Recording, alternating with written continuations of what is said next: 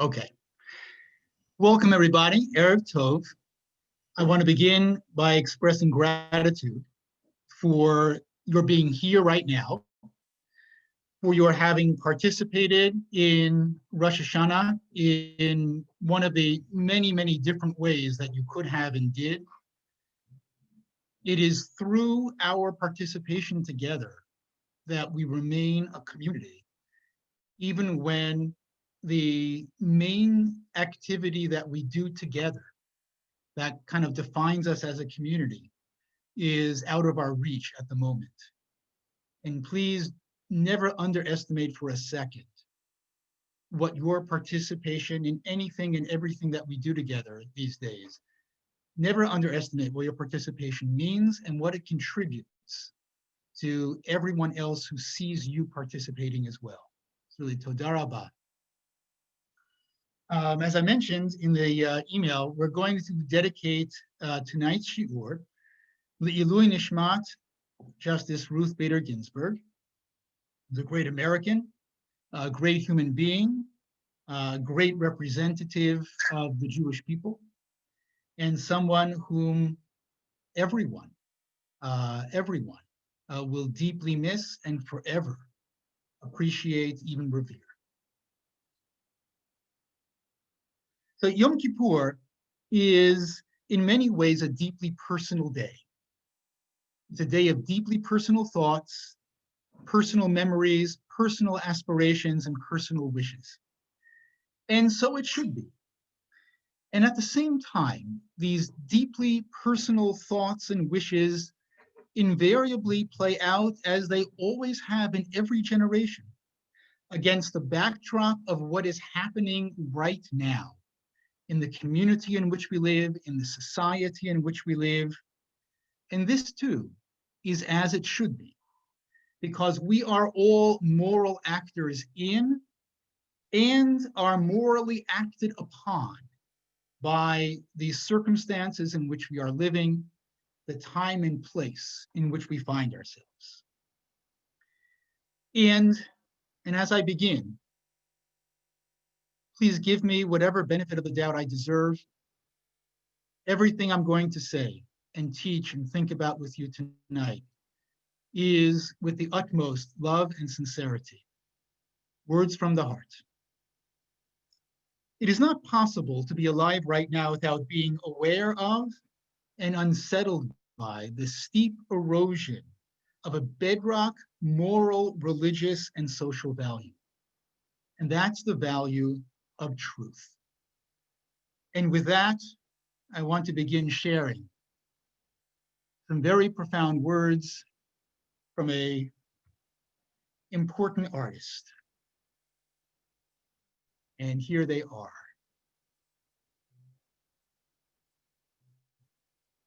Honesty.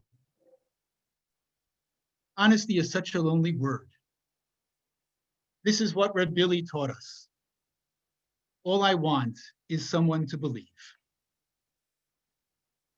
And right now, in politics, in our social discourse, in news forums, truth, the mark of honesty, truth is deeply eroded. It is deeply eroded by outright falsehoods, but also by half-truths, partial truths, insinuations, and exaggerations. And all of these assaults on the value of truth, they all take their toll on our society. Erev Yom Kippur, or nearly Erev Yom Kippur, is an excellent opportunity both to think deeply about what we must stand against in this arena, and also, no less importantly, perhaps more importantly, to think about what role we are ourselves playing in the erosion of truth as a religious and moral value. Truth means a lot to us. In Tehillim 15, I know this Tehillim well because I often sincerely recite it at funerals.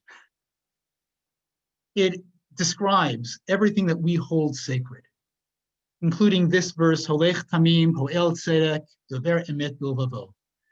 Person who walks with wholeness and does justice. And in the bold, Dover Emet Bilvavo, speaks truth in his mouth, speaks truth in his heart. They are one and the same, as Radak here says in his commentary. And tonight's shiur is about recommitting ourselves in every way to this value of truth, a value that is really under broad and deep assault. And I think the place to begin is in a what is perhaps a paradoxical place. It's a very, very important rabbinic source, which teaches the limits of how much truth we can really expect to have. In Bereshit Rabbah, as the rabbis are contemplating God's creation of the human being, we have a story, you probably know it well. Right? The ministering angels make themselves into competing councils, one group opposing the other. Some say don't create human beings, others say do create human beings. This is a profound and deeply self-aware and thoughtful rabbinic text. Let's look closely as to what angel says what. The angel of Chesed says, create human beings, for they will do acts of loving kindness. The angel of Emet, of truth, says, do not create them, for they will be full of lies, malei shkarim. The angel of Tzedek, of justice, says, create them, for they will establish justice. And the angel of Shalom says, do not create them, because they will be in constant strife. What does God do? God grabs Emet. God grabs the angel of truth, or the value of truth, and hurls it to the earth. And while the ministering angels are aghast at what has just happened, and all kinds of bedlam breaks loose in the among the heavenly hosts, God turns to the angels and says, what are you arguing about? I've already done it. I've created the human being. And the message of the Midrash is very clear, that in order to create the human being, God had to compromise the value of truth. God had to admit into the world the inevitability that truth would not exist as a preeminent value. Truth would only exist in a compromised form.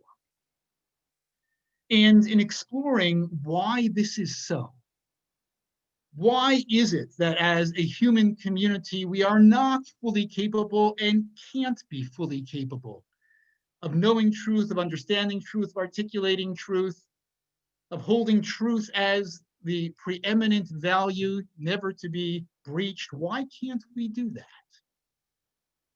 One thought is here in a beautiful sikha that was delivered at Yeshivat Yerucham. I wasn't there, but I found it on the internet.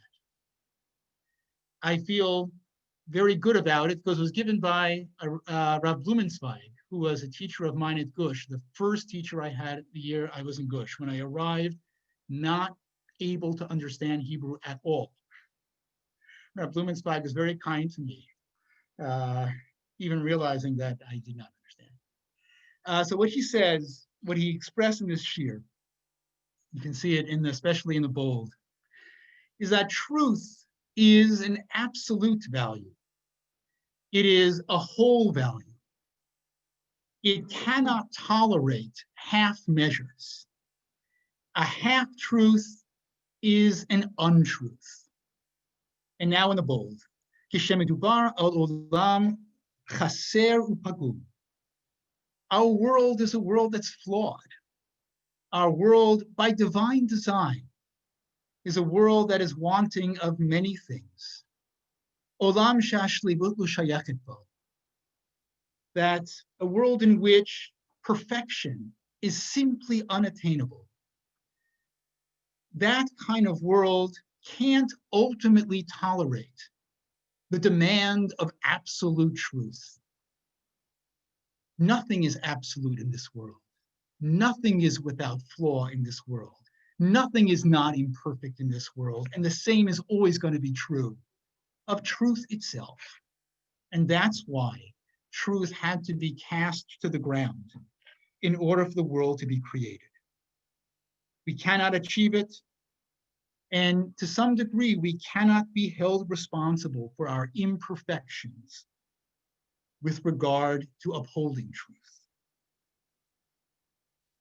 The Gemara in Brachot goes beyond what Rav Blumenzweig says in the Sikha. The Gemara in Brachot, and especially as it's understood by Rav Kook, actually expresses this inability, this human inability to fully grasp absolute truth as actually part of the beauty of the world, part of the design of the world. The Gemara is discussing a series of brachot that we recite on different occasions, the rainbow bracha, and lightning, and thunder, and all kinds of things that we're familiar with. Here's one we're not so familiar with. One who sees multitudes of Israel, hundreds of thousands of people in one place, recites, "Blessed are you, God, Chacham Harazim, who knows all secrets." Now, the pshat of the Gemara is explained in the next couple of lines. What is the intent of this bracha? That even though all of our minds are unlike each other and our faces are unlike each other, we are absolutely unique creatures among the human species, each one of us is. And despite this almost infinite variety, God somehow manages to know what is in the heart, the mind, the soul of each of us. And that's the pshat in the Gemara, that's the bracha. That is the expression of wonder and praise. But Rav Kook takes it in a slightly different way, in a way that positions our inability to really know full truth, to really express perfect truth, to really be able to understand the absolute truth. Rav Kook portrays this based on the Gemara as part of the brilliance of the divine design. He says, I'm just going to paraphrase the bold, that anyone who looks at people, who observes people, and you look into the depth, the inside of people, you see how unique and individual everyone is. And you're amazed at the huge variety and diversity that exists among human beings. We're different in so many ways. He says, and we are in awe of the divine design of all this diversity. And Rav Kook, in kind of a utopian way, says, and it is only through all this diversity of thought, you having your truths, me having my truths, different perspectives, different lenses, different understandings that we each hold passionately, even though they're sometimes mutually exclusive. It's only through all of those combining that harmony can ultimately result in the world, because all of the different facets of the ultimate truth get put on the table when we all come together. And looking at that red piece, Shekol Yachid Shebibnei Adam Eino Mityaches El Ha'olam Ki Im Al Pi Pratiyuto. God created the world in such a way that each one of us can only perceive the world through the truths that are our truths, our exclusive truths that are different from one another's truths. And Rav Kook says this is actually the way God wanted it. This was actually the way God wanted humankind to actualize itself through each of our individual, sometimes mutually exclusive, invariably imperfect perceptions of truth coming together like a mosaic through which we can ultimately come to perceive something that none of us can perceive alone. Rabbi Jonathan Sacks took this really to the ultimate level in the first and later censored edition of his Dignity of Difference, when he talks about how different religions, different world religions can get along. He said these words that drove others in the English rabbinic community mad. No one creed has a monopoly on spiritual truth. And though he had to ultimately reframe those words, they remain true. And when we begin our discussion of how we are to uphold the eroding value of truth in our society and our community, we must begin by understanding what the limitations are, by understanding that our tradition itself not only recognizes that we, I, you, no one of us can really grasp truth, capital T. Not only does our tradition recognize it, but our tradition kind of even celebrates that. And that's a premise that we have to accept into the conversation of what we do about the erosion of truth. And Zot Va'od, not only that, but as we always also know, there are times that truth literally has to bend and has to be bent for the sake of peace. Rabbi Eli says in the name of Rabbi Elazar ben Rabbi Shimon, it is permitted for a person to depart from the truth in a matter that will bring peace. What's the proof text? Yosef's brothers, after Yaakov dies, they return from the funeral. You know the story. They come before Yosef, they bow before him, and they say, our father Jacob instructed us to tell you that you should forgive us. Now, we don't even know that Jacob ever knew what happened, much less that he instructed Yosef to forgive them for it. And it is taken for granted by the Gemara that no such conversation ever happened. Yaakov never gave any such instruction. But for the sake of peace, truth is permitted to be departed from, except that Rabbi Natan says it's not just permissible, it's a mitzvah. And throw into the hopper the other sources that we know about Aharon, going to people who are in a dispute with one another, telling each one, oh, your disputant really would like to apologize, does not know how to do it. And for the sake of peace, Aharon deviates from truth. You know, Beit Hillel, that we always say, this is a Gemara that hasn't aged very well, always say, Kala na'eh v'chasuda, every bride is beautiful. For the sake of peace in our community, of goodwill in our community, it is permissible at times to deviate from the truth. And this is just kind of the foundation that everything that we're now going to say, everything we're now going to learn, this foundation is extraordinarily important. We don't think truth can be obtained in the absolute. We don't expect it of ourselves. We don't expect it of others. It is not a failing that other people don't see the truth that we see. Because you know what? We don't see the truth that they see either.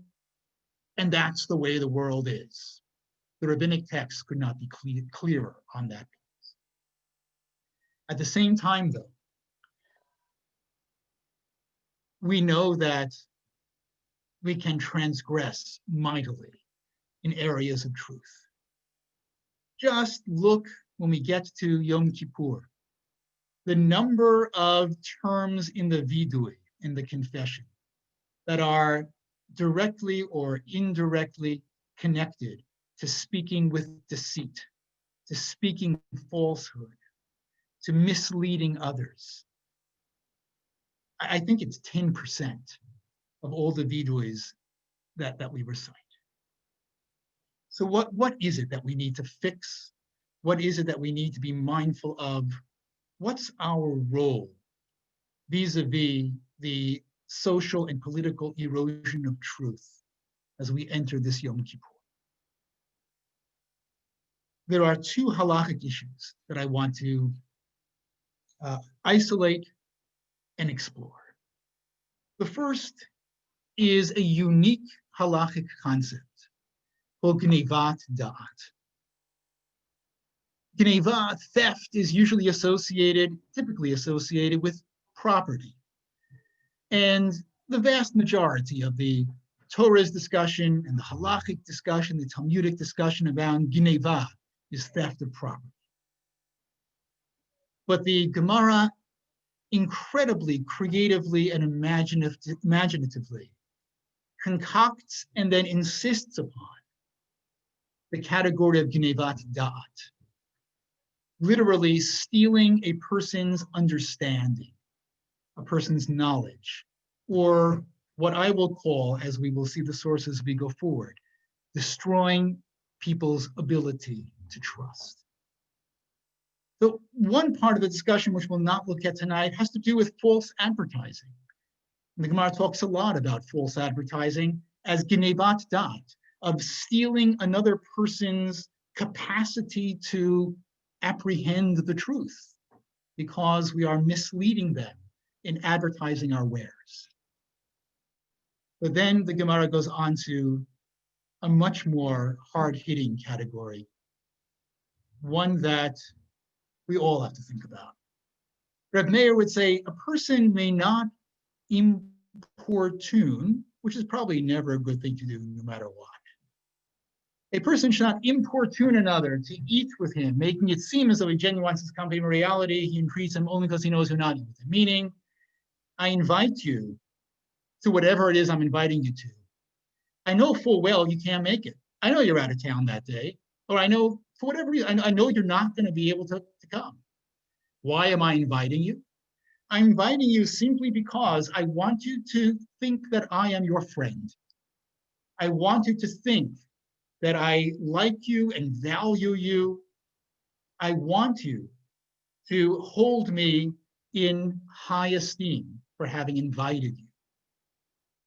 Similarly, one may not send another person gifts knowing that they will not accept the gifts. In that last case, when you opened a barrel of wine in the old days, like opening a good bottle of wine now, it has a limited shelf life. When you open a new bottle of wine for someone, you're sending a message. You're really important to me. In the old days, sometimes you would have a barrel of wine and you had already sold it to a wine merchant. And you open it knowing that 10 minutes from now, it's gonna be on the market. It's not gonna spoil, but you create the impression in the heart and mind of your guest that you've done it just for him or her. And you don't care about the loss because that's how valuable that person is to you. This is called gnevat da'at. And the reason that gnevat da'at is such a corrosive activity is that in this world, we have to know who we can trust. We have to know who's being truthful with us.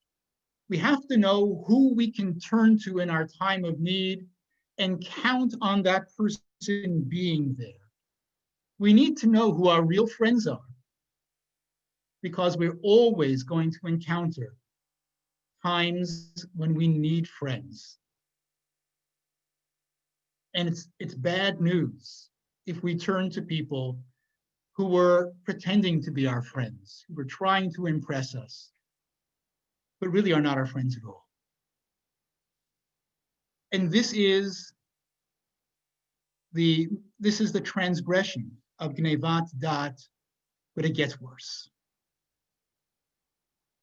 The wonderful series that's online, the Pnei Halacha is my translation of it.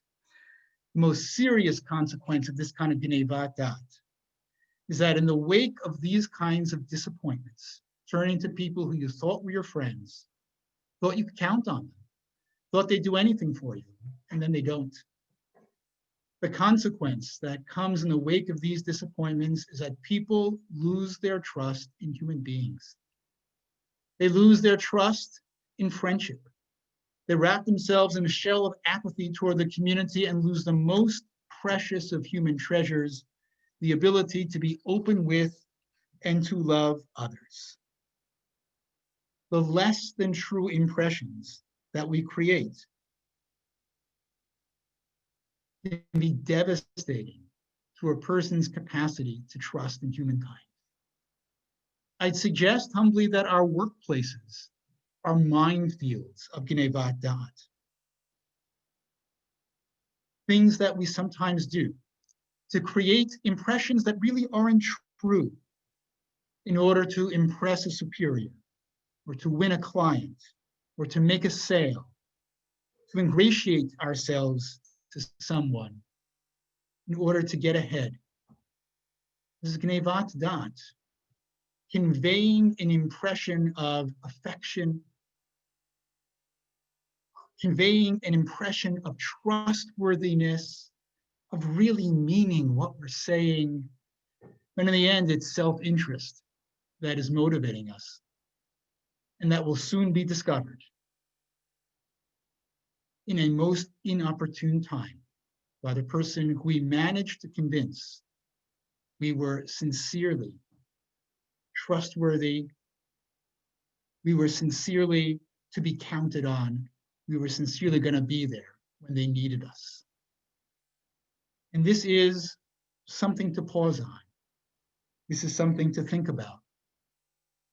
And a very important layer has to be added to this. Sometimes we do Gnevat Dat. We give off the wrong impression, a positive impression that isn't actually true, with the best of intentions. I remember the summer of 1981. It was my first summer ever working as a junior counselor in sleepaway camp. My first real job. At the end of the summer, after the end of 2 months, I asked the head counselor, "Can you tell me how I did?" And he said, "You were adequate." And I don't know what my face did when he said, "You were adequate." I thought I did a good job. And he explained, you kept the kids safe, that was good. You brought them to their activities, that was good.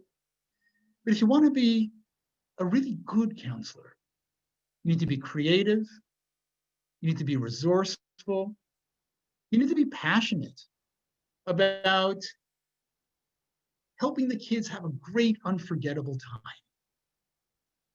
That's what it takes to do something well. He could have told me, "Oh, you're great." And that would not have been a favor. That would not have led me to the thought process that in many ways shaped the rest of my life in terms of what it really takes to be good, to do something well.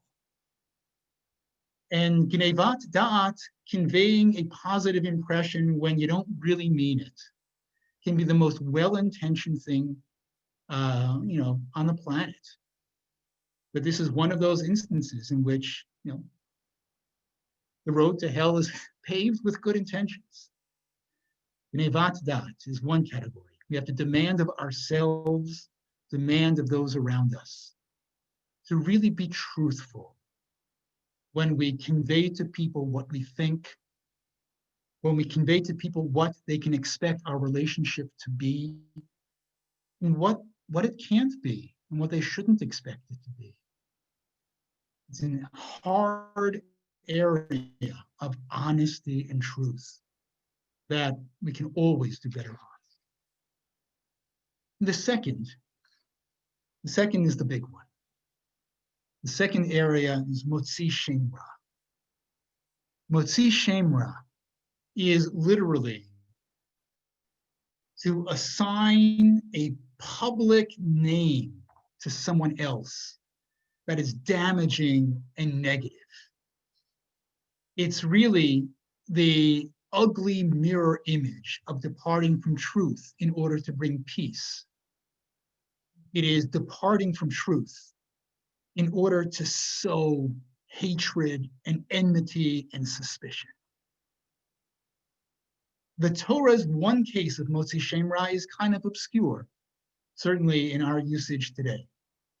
It's a situation in which a man marries a woman who is presumed to be a Bitulah and makes up a tale that she was not a Bitulah, raising all kinds of suspicions about her past and her morals and her parents. And it's a very, very damning shame, very damning name to lay on someone. And it turns out that this was completely false. It was completely made up. As Ramban explains in the bold. He is not only lashed, this man, but he's also required to pay a fine because he lied about her and assigned a terrible public name to her as a zonah because he hates her. And wanted to be able to divorce her without paying her ketubah. And this is the typical case of Motzi Shemra. The typical case is an act of lying that is motivated by the hatred, your hatred toward the subject. And that's obviously heinous and despicable and beyond any kind of, beyond the pale. Again, in their brilliance, the rabbis expanded the category so that Motzi Shemra became not only an act of lying directed at the subject per se, but it became an act of lying. Again, it could be outright falsehood. It could be a half-truth, an incomplete truth, an insinuation, an exaggeration, but it is ultimately an untruth that is intended to arouse public hatred, suspicion, disgust of somebody else. It's the polar opposite of deviating from truth to create peace.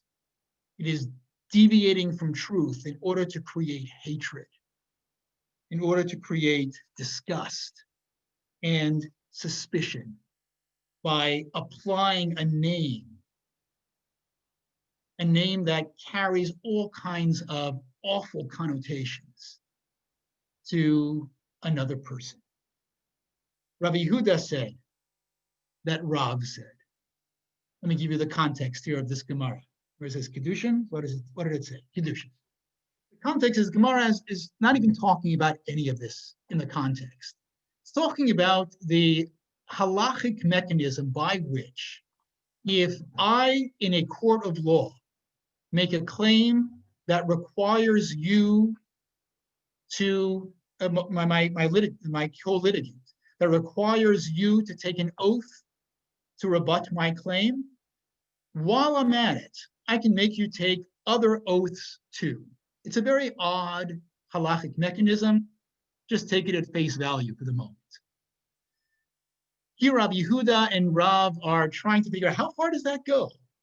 That you can make the person take another oath once you have succeeded in positioning them and cornering them such that they are required by the court to take one oath. The halacha is that a plaintiff can even say to a defendant, take an oath to me that you are not my slave. Now, there's only one reason you would do such a thing, and that is to humiliate another person, to make that person deny that he is a slave or is descendant of a slave, and in so doing, raising this cloud of suspicion. That's strange. This guy had to go into court to swear that he's not a slave. Maybe he is. Why otherwise would he have to do that in court? So Rabbi Yehuda says in the name of Rav that initially, even that's how far this could go. You can make the person take that oath, to which the Gemara says that can't be, because the court excommunicates one who says this to another, as it is taught in a Braita, and here is the Motzi Shema.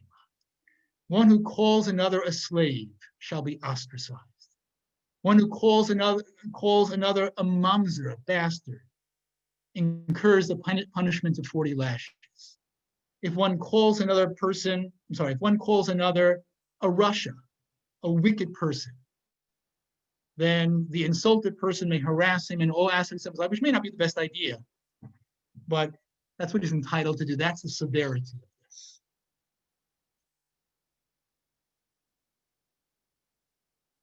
Affixing names in a way that is purposefully distortive, as a way of delegitimizing, demonizing, casting as evil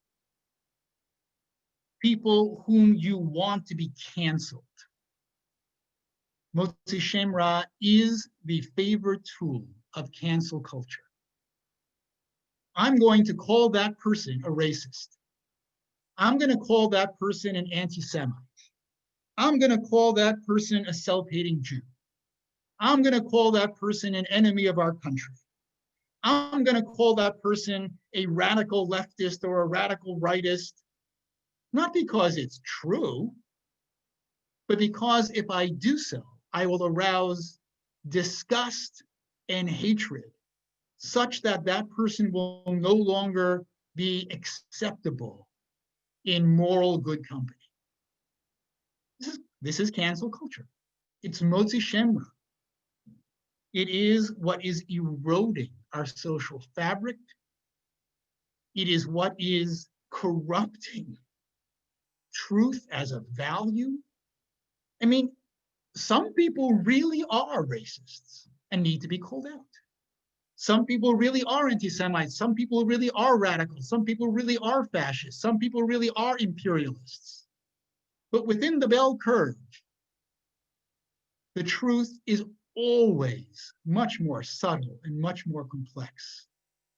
And Motzi Shem Ra, in our contemporary context, is purposely utilizing a name that is either outright false or represents only a partial truth or an incomplete truth or as an insinuation or as an exaggeration, in order to make that person unacceptable to the public eye. This is something that we should do vidui on, because we all do it. We all fling around terms that aren't really true, but we do it in order to show our disdain and to convince our audience that they should have disdain for that person as well. And it's something that we have to stand against. When our friends do it, when people we agree with do it,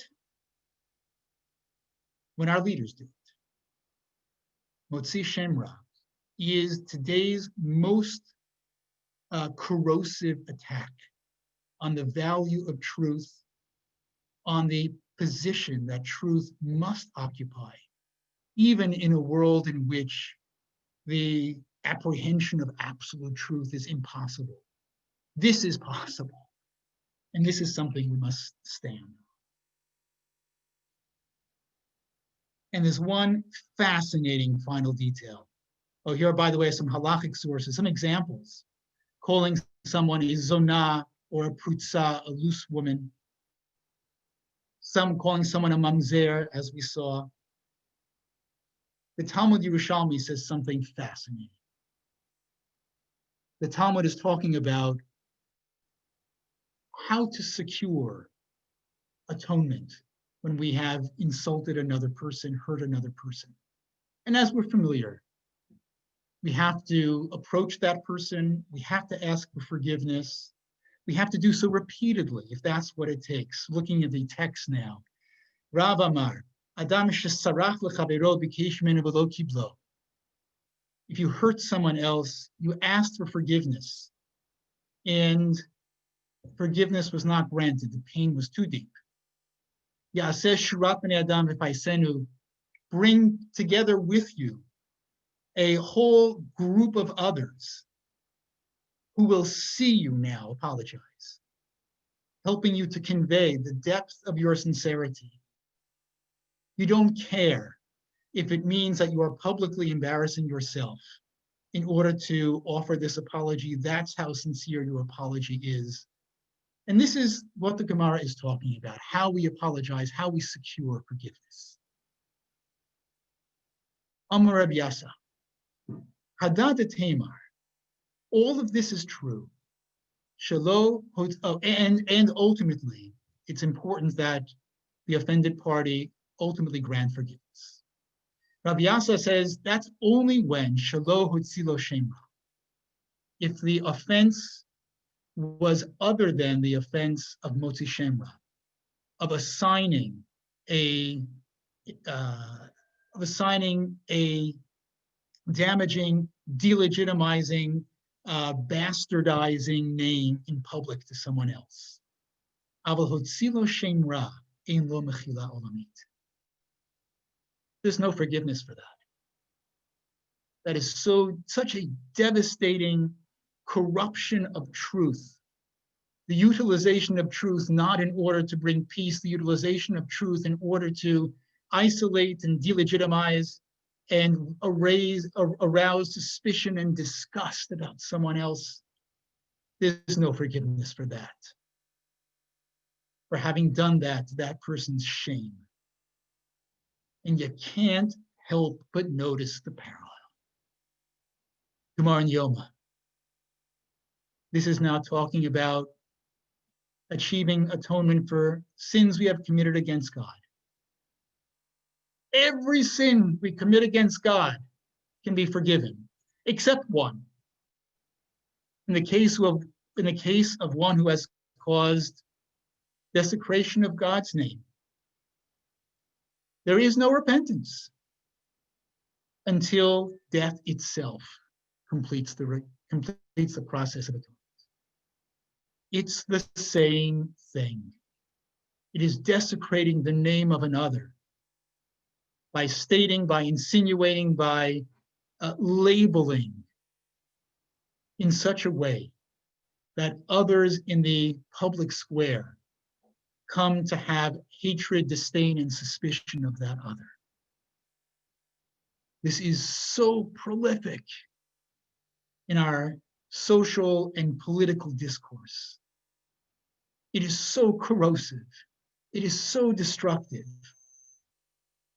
Often it is done with intention to destroy the social fabric, and it is remarkably successful in doing so. And this is something that we need to check ourselves deeply on. And this is something that we need with all of our strength to root out, to establish a different standard, to establish a different mode of communication, of expression, of debate. Which brings us to the final point. There's a part of that midrash with which we began that we really left unexplored. We extracted from the midrash the idea that a tension exists between the absolute value of truth and the human condition. So much so that had absolute truth had its way, human beings would never have been created, and God could only create human beings by throwing the demand of absolute truth to the ground. We talked about the way that none of us knows the full truth, that all of us possess a piece of it, and that we cannot be intolerant of other people's truths and cannot demand that everyone embrace our own. But there's another piece to that midrash.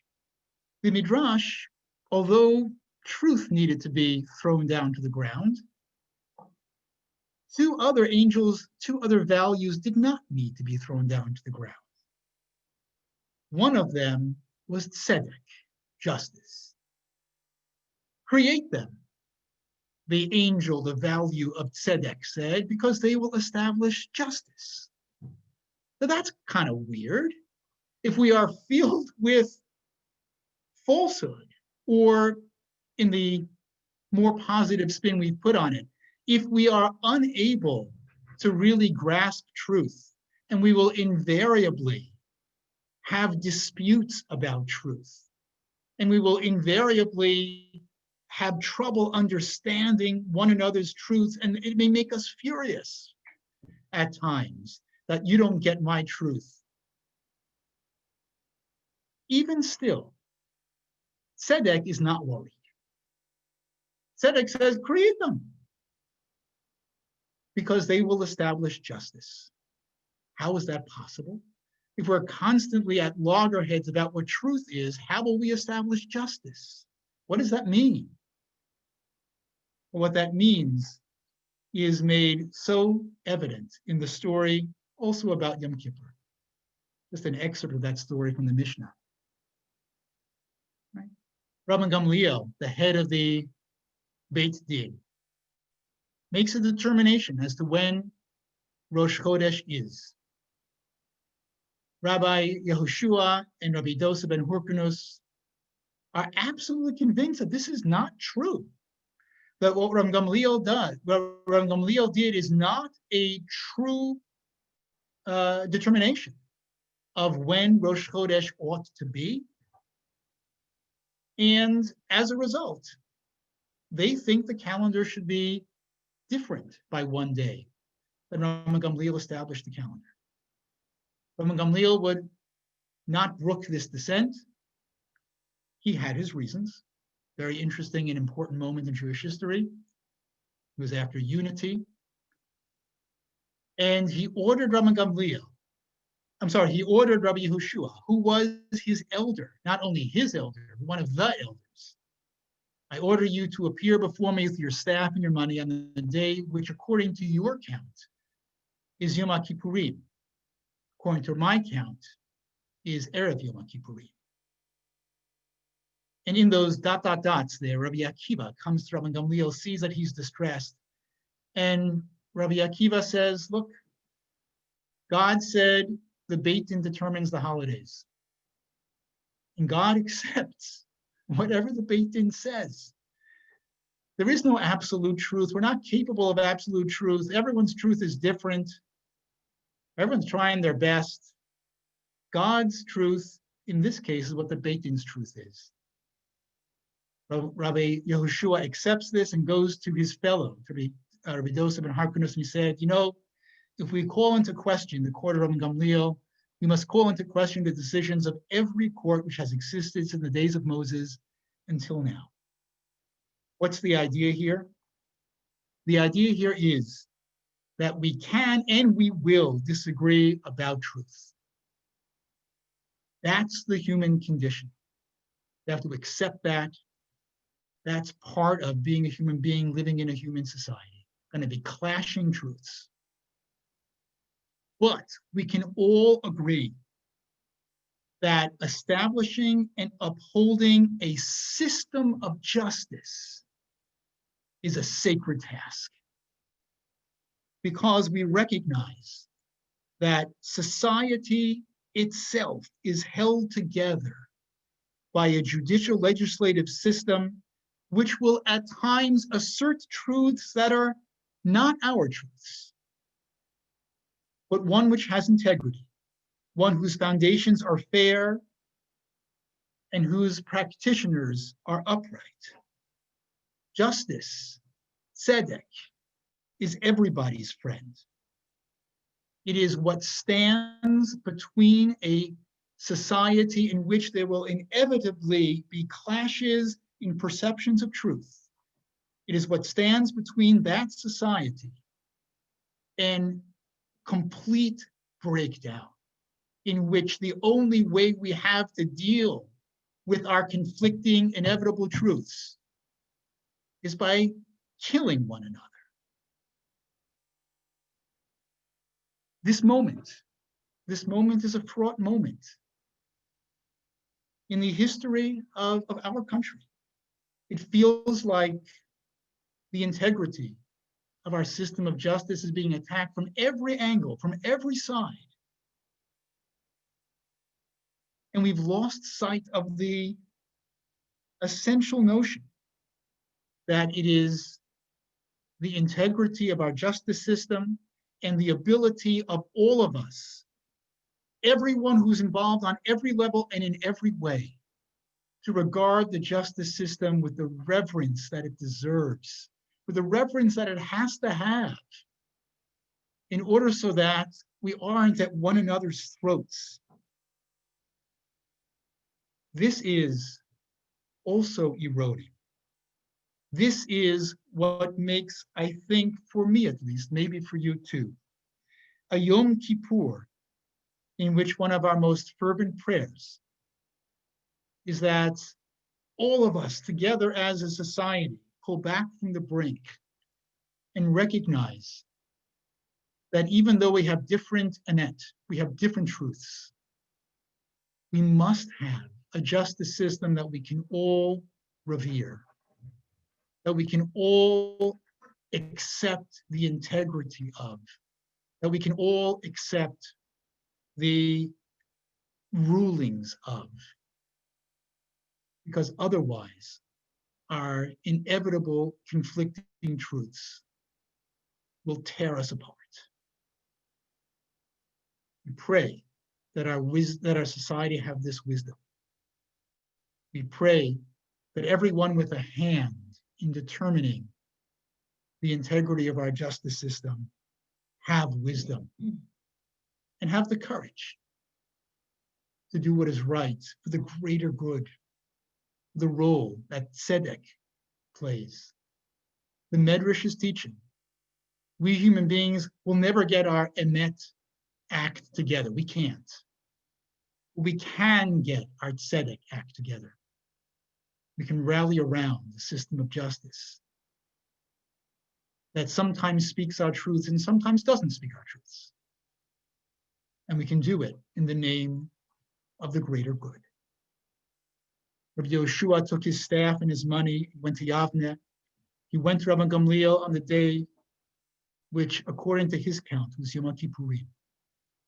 Rabbi Gamliel rose and kissed him on his head and said to him, "Come in peace, my teacher and my student, my teacher in wisdom, my student because you have accepted my decision." And truly, Rabbi Yoshua's wisdom was that even when our emet conflicts, we can do tzedek. We can together embrace a system of justice that will enable us to live together, that will enable us to live as a community, as a society. This is a deep, deep prayer for this Yom Kippur. And the other thing that the Midrash believed had no objection to human beings being created was chesed. That even though we can be deeply divided in our perceptions of truth, that does not preclude our ability to do kindness for one another, to love one another, to be friends of one another. The Midrash is teaching that though emet had to be cast to the ground, chesed did not. Chesed said, go ahead. They will disagree with each other. They absolutely will. They will deny one another's versions of truth because that's what it is. But they can still be kind to one another. I saw this the other day. It's not Anton Scalia. We all know that story, and that's a wonderful story. Reflects so well on both of them. They were together paradigms of having conflicting emet, but love and friendship and kindness. This is a story I never knew about till I read it yesterday. Eric Motley, who's today the executive vice president of the Aspen Institute. I was a young African-American Southerner working in Republican administration. And he tells the story of having struck up a friendship with Ruth and, remind her husband's name, Marty, I think. Ginsburg, yeah. And look at what he writes. While many of the topics we discussed touch on the political, we never spoke of politics in a partisan fashion. Rather, we spoke of ideas that underlie political theories and ways of thinking. We never reduced the complexity of ideas to partisan labels. We always discussed issues, even potentially divisive ones, from a cultural and historical perspective, more nuanced than Democrat versus Republican, that dichotomy allows. And it so often turned out our views on these ideas were not as far apart as our nominal party affiliations might have suggested. I would often sit quietly like a student at the feet of a master teacher when she would suddenly say in her quiet way, "Eric, what are you thinking? We are friends, and I hope you know that you can say whatever you want." He goes on to talk about his wish, not his wish. Judge Ginsburg said she would officiate at Eric's marriage. And unfortunately, she grew ill and died prior to having that opportunity. And I'm desperately trying to scroll down and help you see this picture, but I don't know if I'm going to succeed. Maybe I can bring the picture up. Here we go. I'm going to bring the picture up. This is what it looks like. This is what it looks like to have conflicting views of truth. Passionate, conflicting views of truth. And to have love and friendship and kindness. This is part of Judge Ginsburg's legacy, a part that speaks to us so powerfully in the moment in which we are. The Sakim, to pull together what we have learned together tonight. Truth as an absolute value is beyond us. And the sooner and more fully we are able to recognize that, the better off we're going to be. But the way that we build the world that we want to build is through never knowingly abusing truth in a way that we abuse and harm others. The way that we build the world that we want is through using truth as a tool for building bridges of trust, rather than abusing truth to create impressions that ultimately will foster distrust. And we build the world that we want through defying the tenacious and ferocious Yetzer Hara that tries to convince us that battles of truth preclude bonds of friendship and caring. That's the biggest Yetzer Hara. If I disagree with you, I cannot be your friend. If I disagree with you, I cannot say nice things about you. If I disagree with you, I cannot be kind to you. That's the Yetzer Hara. The Yetzer Hara that we have to conquer once and for all. We have to make a decision that we want to live in the world that we want to create. And we have to have faith in the power of our actions to positively influence the actions of others as well. These are my thoughts. This is my prayer. This is what I'm carrying in my heart as I go into Yom Kippurim. And I invite you as well to carry much or all of it with you as well.